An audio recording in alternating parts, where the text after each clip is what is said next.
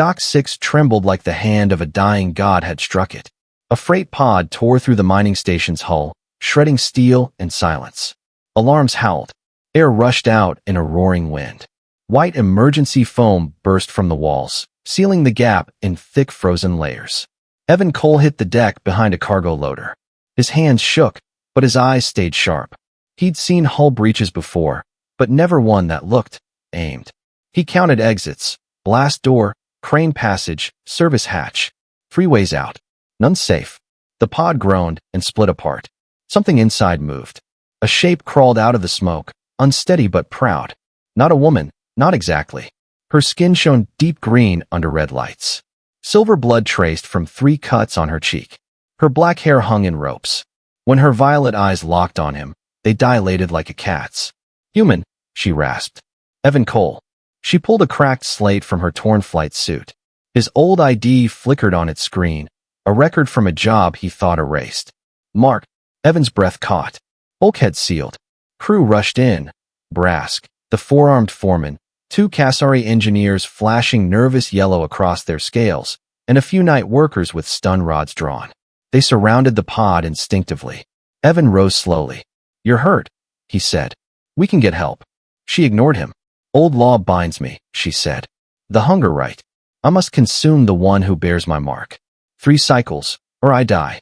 Brask's lower hands folded tight. "Verdant clan justice," he muttered. "Ancient and cruel." Evan swallowed.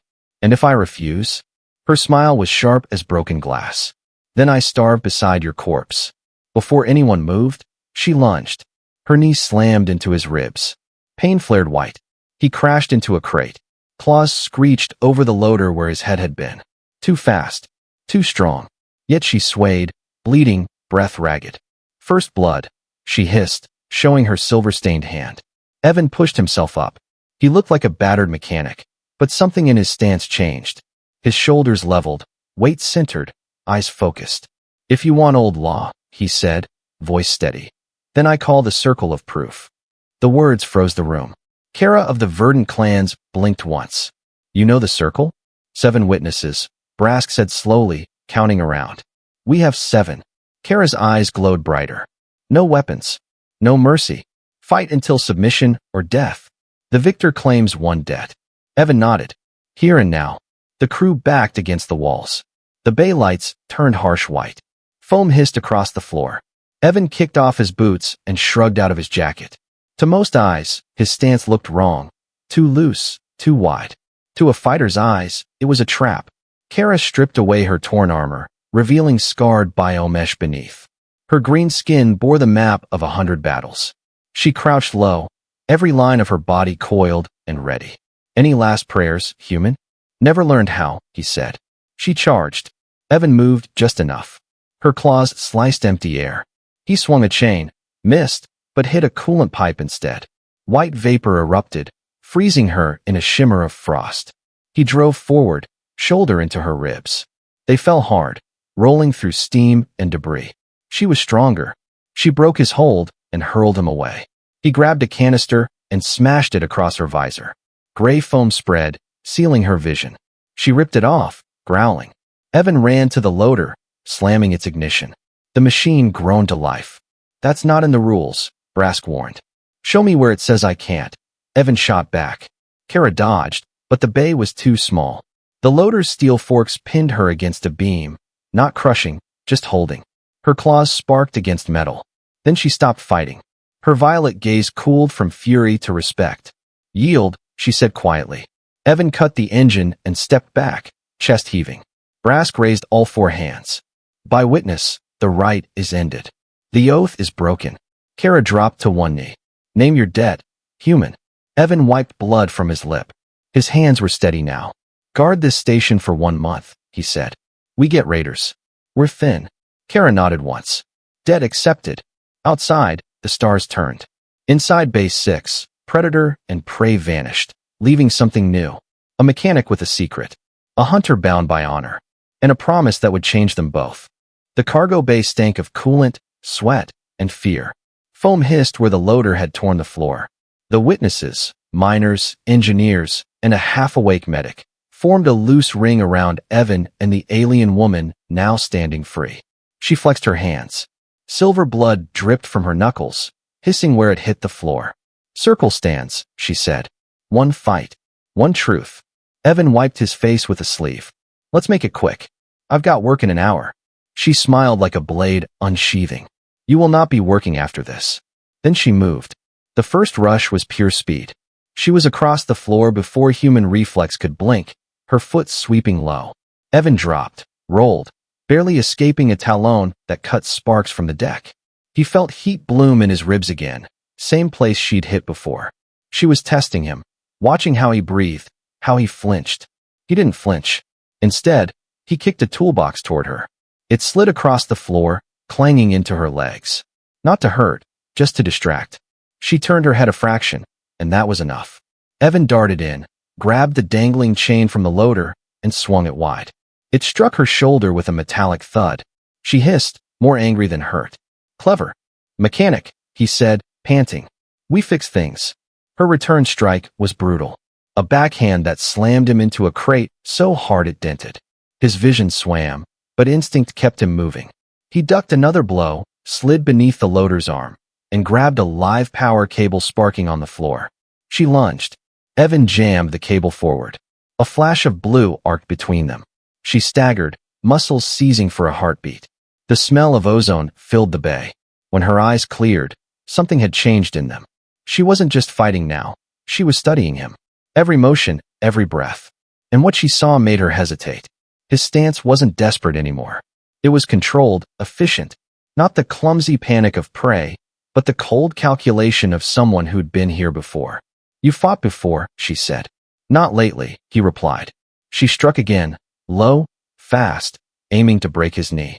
He pivoted, took the blow on his thigh, and countered with a headbutt that cracked against her forehead. The sound made the witnesses flinch. For a moment, both froze, blood and silver mingling on the floor between them. Then she laughed, low and sharp. "Human pain tolerance is absurd." "Compliment accepted," he said, spitting blood. The duel continued, faster, rougher. He used his environment like it was part of his body. Wrenches, pipes, debris. She used raw speed, claws, precision. The bay became chaos. Sparks, steam, echoing footsteps. Finally, she feinted left and caught him square in the chest. He flew backward, hit the loader hard, fell on his side gasping.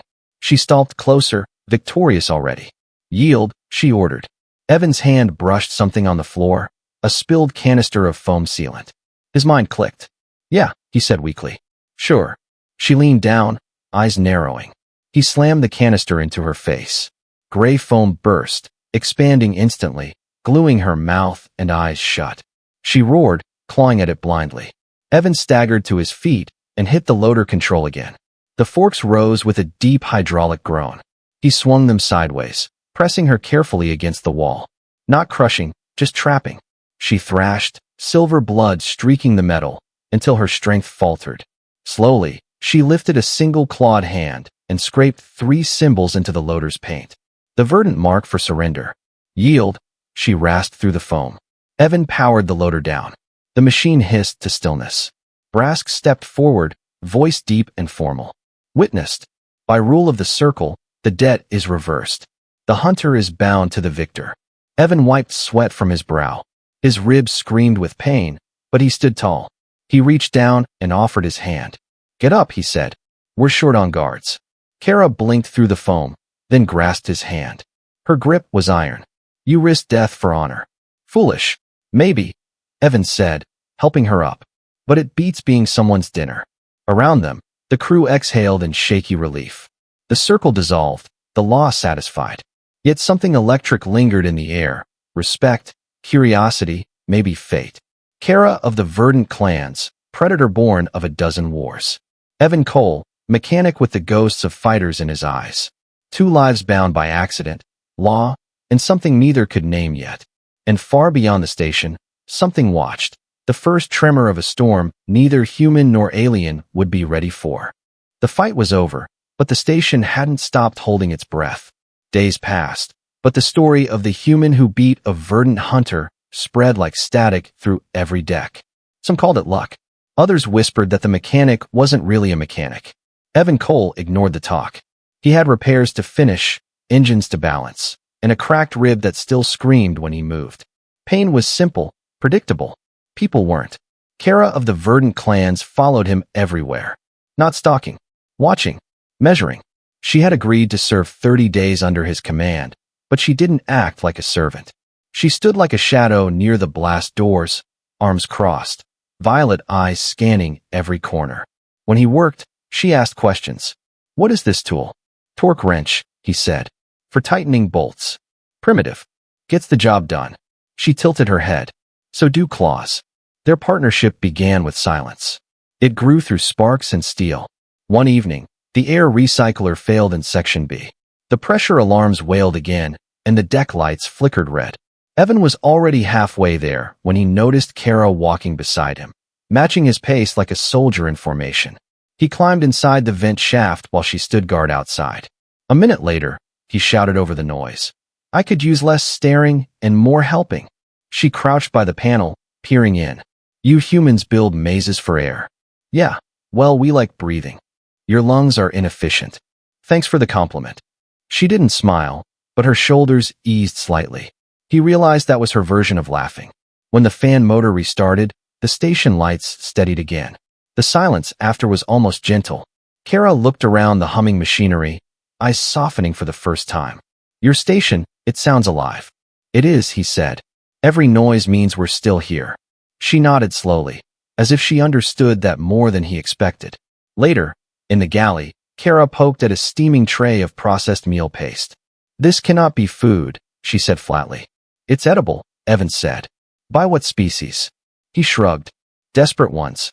She sniffed, unimpressed, but took a bite anyway. Then another. Her eyes narrowed. Bland. Welcome to human cuisine. I thought humans valued flavor. Not when you're broke. For a heartbeat, she looked at him differently. Not as prey, not as foe, but as someone who lived hard and didn't complain. You fought like one trained, she said suddenly. He froze. I've seen soldiers, she continued. You move like one, but you hide it. Used to be something else, he admitted. Now I fix engines. Easier to fix machines than people. Her gaze lingered. Machines don't bleed. They also don't argue. She laughed quietly. A short sound, almost human. At night, when the station dimmed to power-saving mode, Kara couldn't sleep. She wandered the maintenance decks, watching humans dream through glass doors, their faces peaceful. Verdants didn't dream, they relived. When she closed her eyes, she saw the faces of those she'd hunted. Their screams clung to her memory like smoke. She found Evan again, alone in the cargo bay, repairing the same loader that had pinned her. Couldn't rest either? He asked without looking up. Verdants do not rest. We recover. Same difference. He handed her a tool. She took it, her fingers brushing his. Why spare me? She asked quietly. You could have killed me and been free. Evan hesitated, then tightened a bolt. Because killing's easy. Fixing things, that's harder. Something in her face shifted. She didn't thank him, but the silence that followed said enough. They worked side by side for hours, the clatter of tools and hum of machines filling the gaps words couldn't. Then the intercom crackled. Captain's log.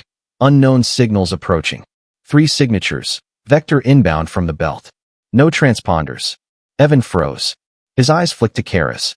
She was already standing tall, claws extending like blades unfolding. Raiders, she said simply. He nodded. Told you we'd need a guard. The station's lights shifted to crimson alert. Footsteps echoed through the corridors as crew scrambled to stations. Evan grabbed a plasma cutter, checked its charge, then looked back at her. You fight to repay a debt, he said. But this time, it's for survival. She grinned, sharp and hungry. Then let us survive beautifully. As the alarms roared again, 2 figures, one human, one alien, ran side by side toward the coming storm. And for the first time, neither of them felt alone. The red alert lights painted every corridor like a wound. Gravel arcs shuddered as distant impacts rattled the hull. Through the comms, voices overlapped, half panic, half prayer. Evan Cole ran toward Cargo Bay 7, tool belts slapping against his hip. Kara was already there, armored again in her half-mended biomesh, eyes burning violet in the dark. Outside the blast doors, scanners showed 3 pirate vessels closing fast, engines hot, weapons ready. They'll breach any minute, she said. Then we make the welcome expensive, Evan answered, dropping a crate of mining charges onto the deck. She looked at the glowing devices. Explosives. Illegal. He grinned. So are pirates. He worked quickly, wiring the charges to door panels, coolant pipes, and old ventilation ducts. Every click of his tools was measured, precise. He didn't move like a mechanic anymore. He moved like a tactician. Kara watched, fascinated. You've done this before. Once or twice, he said, not meeting her eyes. The first blast came like thunder. Metal screamed as a boarding pod punched through the wall. The bay filled with white mist from ruptured coolant lines. Figures in black armor poured through, 11 of them, weapons glowing red. Evan ducked behind a crate and hit the first detonator. A pipe burst above the pirates, spraying them with freezing gas. 2 fell instantly, armor cracking like glass. Kara leapt from the shadows, claws flashing silver. She moved like a storm, every motion clean and lethal. Evan followed her lead. Short bursts from a plasma cutter, kicks, elbows, wrench strikes that broke helmets and bones alike. One pirate swung a rifle toward him. Evan threw the cutter, spinning hot metal into the man's face. The scream ended fast. When the smoke cleared, 7 pirates were down. The rest retreated toward the hole they'd made. Evan wiped blood from his cheek. That's round 1. Kara smiled, teeth bright against her green skin. You fight like someone who hates losing. Maybe I've had practice. They didn't have long to rest. New alerts flashed, multiple breaches on deck 4. Evan grabbed spare power cells, tossing one to her. They're coming through the maintenance tunnels next. Then we meet them there, she said. The tunnels were narrow, half-lit, filled with pipes and dripping condensation. Perfect for ambush.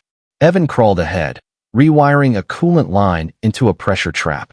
Kara crouched behind him, senses sharp. You humans are strange, she murmured. You turn tools into weapons. He glanced back. That's why we survive. Moments later, metal boots echoed toward them. Evan nodded once. Kara flipped the switch. A jet of super cold vapor exploded down the corridor, freezing the front 2 raiders solid. The rest stumbled. Evan rolled out, swinging a heavy wrench into the nearest helmet, cracking it open. Kara vaulted over him, driving both feet into another pirate's chest, sending him crashing into a wall of pipes. It was chaos, fast, brutal, close.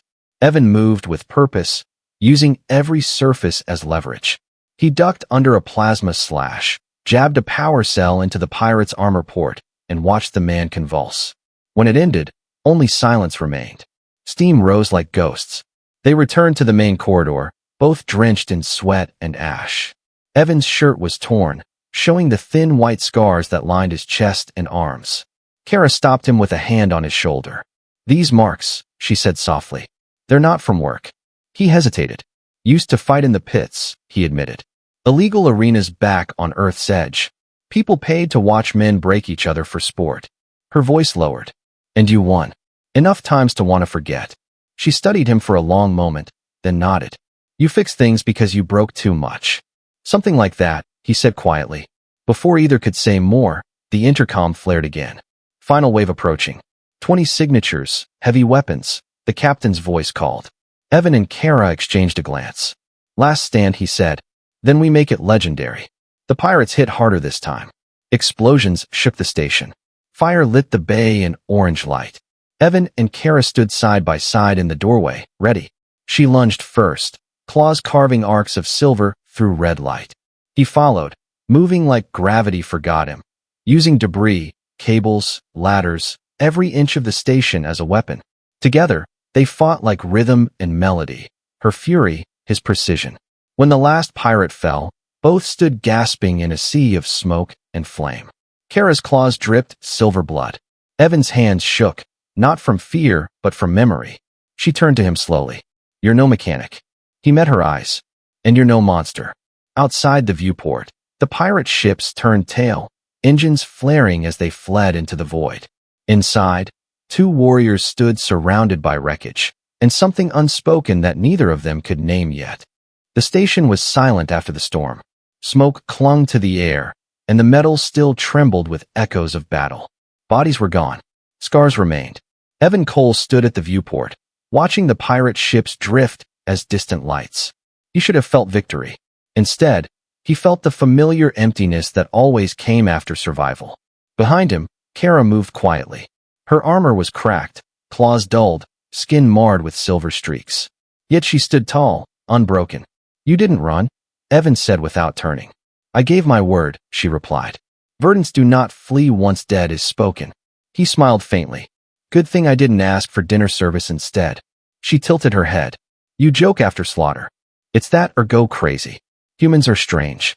Always have been." A week passed. Repairs began. The station breathed again. But both of them were different now.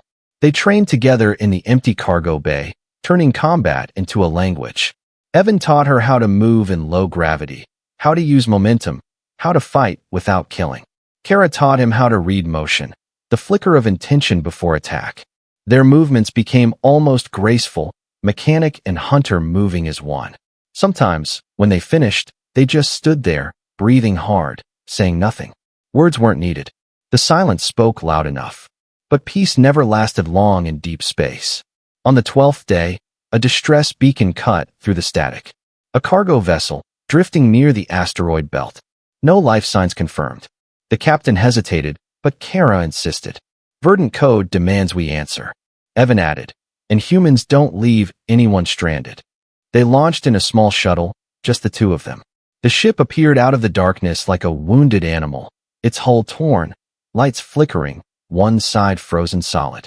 Evan docked manually. The airlock opened to silence. Inside, the walls were slick with something dark and alive. Kara touched a trail of it with her claw. It shimmered faintly. Organic residue. From what? Something that feeds. The corridor lights blinked on. For a moment, Evan saw movement, a long shadow crawling along the ceiling. Then it was gone.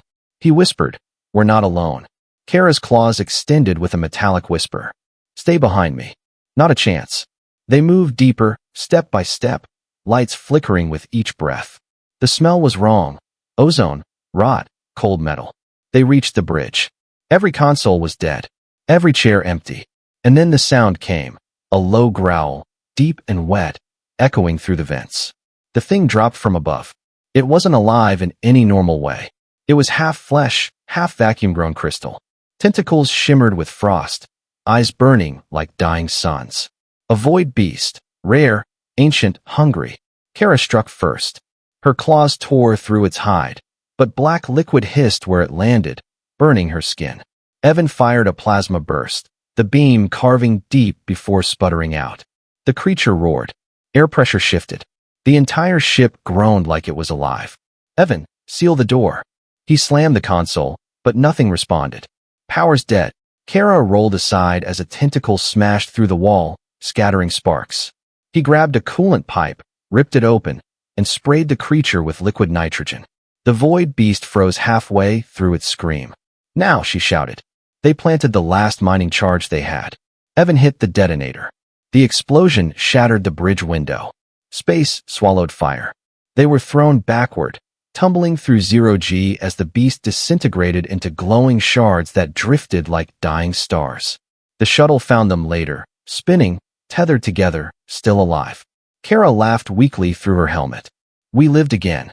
Evan coughed. "You're starting to make that a habit." They docked at Gravel Arc, battered but breathing. The medbay lights were soft, almost kind. Kara lay on one bed, Evan beside her, bandaged and bruised. For the first time, she looked small, not the predator, not the warrior, just alive. "Humans," she said quietly, "are chaos. You make rules, then break them. You bleed and still smile." "What?" Evan looked at her, voice soft. "Because if we stop smiling, we stop being human." She stared at him for a long moment, then reached for his hand. Her touch was warm, trembling. "No more debts," she said. "From now, we fight as equals." He squeezed her hand. "Deal." Outside, the stars drifted by, cold and endless. Inside, two broken fighters shared the only warmth that mattered, hope. And somewhere, deep in the black where the beast had died, its scattered fragments pulsed once, as if something ancient had merely gone to sleep.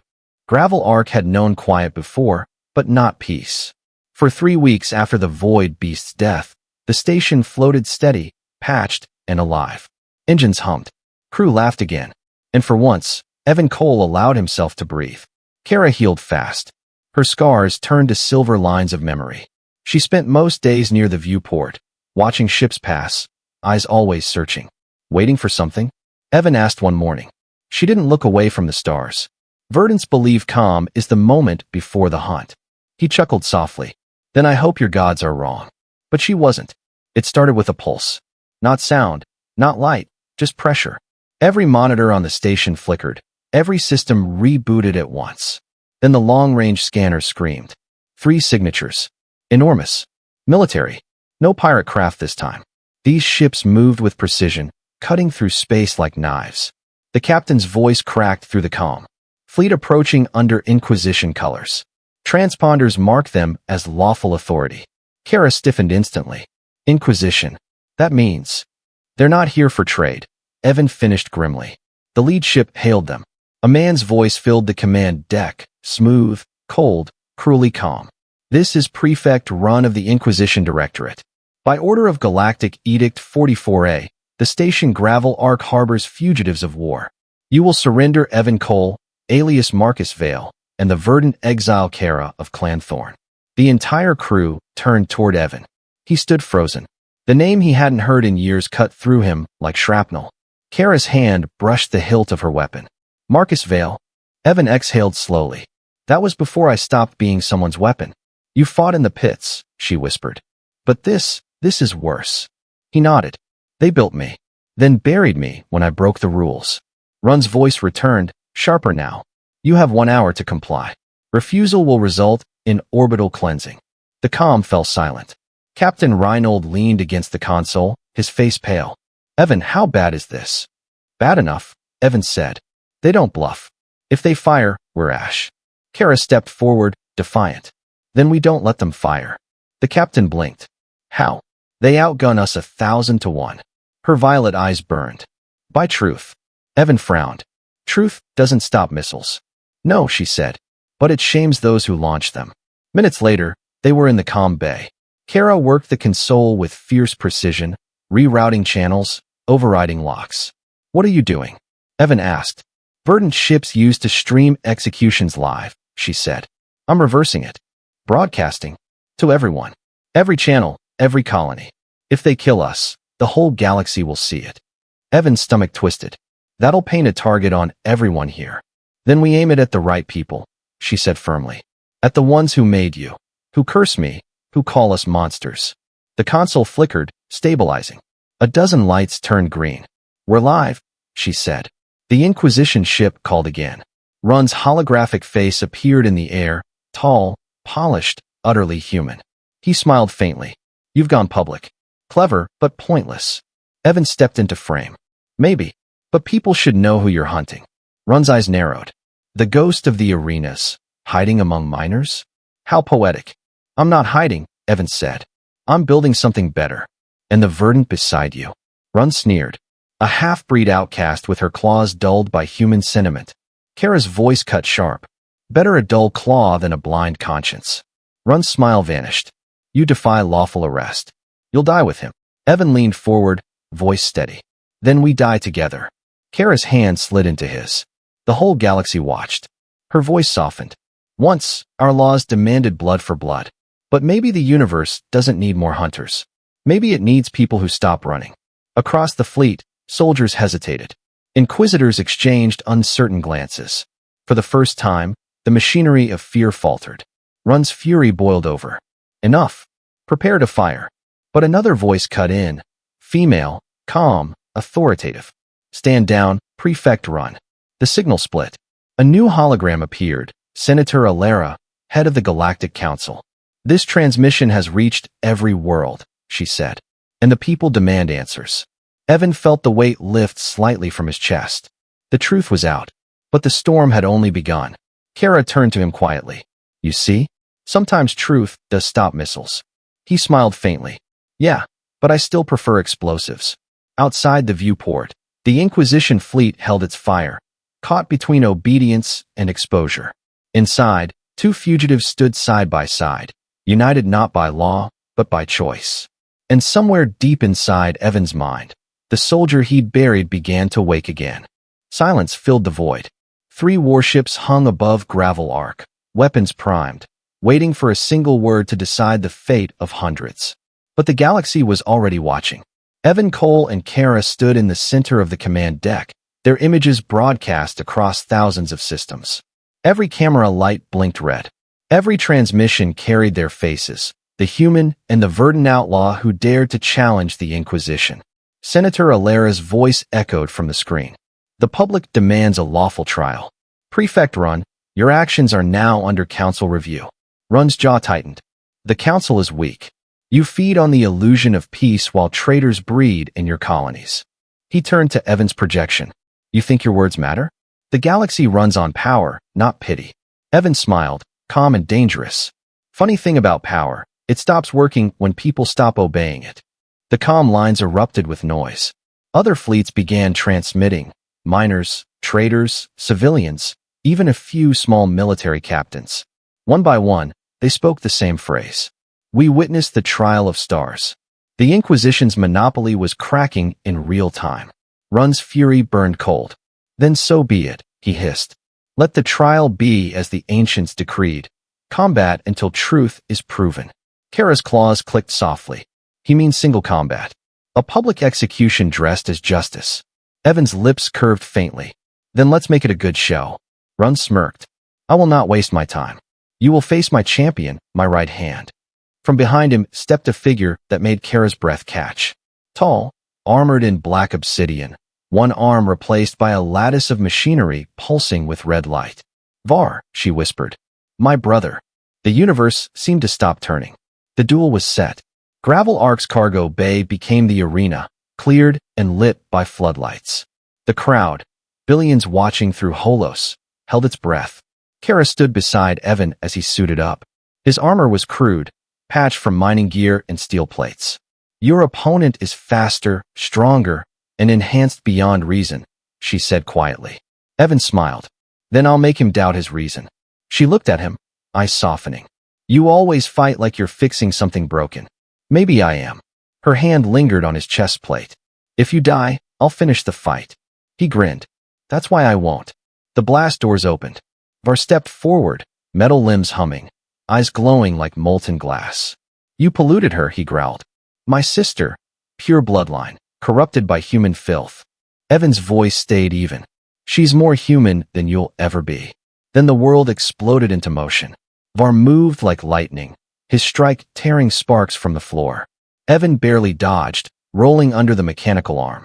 He used the loader's claw as cover, slamming it into Var's ribs, but the alien didn't flinch. The return punch threw Evan 10 meters, crashing him through a crate. Kara screamed his name. Evan pushed up, coughing blood, smiling through broken breath. You hit like your sister, but uglier. Var roared, charging again. Evan baited him, retreating toward a corner stacked with coolant canisters. The mechanical arm swung wide, exactly what Evan wanted. He ducked, grabbed a loose welding torch, and jammed it into the arm's open servo. Sparks cascaded. The limb seized, twitching violently. Var howled. Evan twisted the torch, burning deeper. You should have stayed a soldier, not a puppet. He rolled free as the arm exploded in a shower of molten metal. The watching crowd gasped. The champion of the Inquisition fell to one knee, gasping steam instead of air. Evan approached slowly, battered, bleeding, but unyielding. He dropped his weapon. Yield. End this. Var looked up, eyes flickering between rage and something older. Regret. Finally, he whispered, Verdant law recognizes mercy. He bowed his head. Truth proven. Silence spread through the galaxy like a new sunrise. On the council channel, Senator Alera rose. By law and by blood, the Inquisition's tyranny ends today. Humanity stands not as servants, but equals. Verdant clans are freed from their curses. Let this day mark unity, not conquest. Applause erupted across systems. On Gravel Arc, the crew wept, cheered, screamed. Kara turned to Evan, eyes wet with pride. You did it. He shook his head. We did it. The camera feeds flickered out one by one. The galaxy moved on, reshaped by truth, courage, and one human who refused to stay broken. Later, in the quiet after the storm, Kara and Evan stood beneath the viewport. Stars drifted endless beyond the glass. Her hand rested on her stomach. A small, impossible life growing between species that once hunted each other. Evan smiled faintly. Think the galaxy's ready for this kid? She smirked. No, but we'll teach it. He laughed softly, pulling her close. Outside, the stars shimmered, witnesses to something new. The war was over. The curse was gone. And among the billions who watched that day, a seed of change took root. Humanity had not just survived. It had reminded the universe why it exists. Because when humans fight, they fight not for power, but for the right to hope.